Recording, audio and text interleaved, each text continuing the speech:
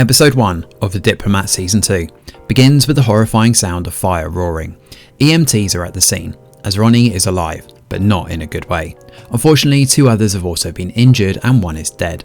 Austin and Kate scramble to get answers, as it appears the car was rigged with an IED. We know that Ronnie is alive, at least for now, and Kate then receives a note confirming that Grove is dead. This means Hal and Stuart are still alive, based on the intel she's received. Hal is in a rough way though, given he's in surgery, and it's unknown right now what state he'll be in after. Austin speaks to Kate and explains that the Tory party have been receiving donations from Russian sources. The key here may well be Merrick Grove, especially if these connections go back to Lenkov. Her theory is that Lenkov put together the attack, but the Prime Minister hired him, not the Kremlin. Kate is rattled, believing that the British are not to be trusted. She's convinced that the calls are coming from inside the house and tells Idra Park, the CIA chief, of her concerns. The fact that the Americans were the ones hurt the most from this bomb certainly backs up her theory. Through all of this, the French intelligence believe that the British are going to kill Roman Lenkov. Kate is paranoid and eventually tasks Idra with investigating Prime Minister Nicol Trowbridge. Unfortunately, that's easier said than done, but the pair use a whiteboard to disguise their chatter for fear of the room being bugged. As for the Prime Minister himself, he gathers intel on the situation, believing that the bombing in Notting Hill is an isolated incident and not linked to the bigger picture. He's undermined by his wife, who's clearly the dominant one here, and encourages him to call a Cobra meeting. Trowbridge does just that. Kate heads to the hospital where Hal is in a rough way, but he survives another close call. Alone though, Kate finds herself conflicted.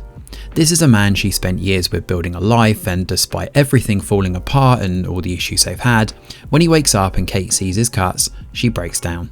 It's a small moment of vulnerability for her and helps to build Kate's character until we get back to the situation at hand. The Cobra meeting goes ahead and Trowbridge is convinced that the Russians are responsible. However, new evidence comes to light that a car bomb was made in Britain. Furthermore, nobody seems to be able to get through to Roylin either. The Prime Minister is desperate to find her, throwing doubts over Kate's initial thinking that he's behind the attacks. However, she isn't entirely convinced that he's not either. Things are getting tense and both Kate and Idra can sense as much here. Idra turns her attention to Hal and interrogates him in hospital.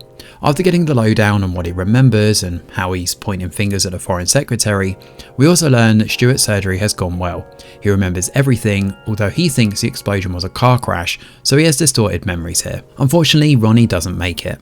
Despite seeing her earlier in the episode, she passes away, and unfortunately this only raises the tensions between the US and the UK. Kate rings the US Secretary of State, Miguel Gannon, to break the news. The pair manage to solve some of their ill will toward one another in the face of this tragedy, but Kate feels the guilt and makes a difficult call to tell her family the bad news. A call comes in for Kate though, from someone called Anne LeGrand Armstrong, but she's apparently been dead for 15 years.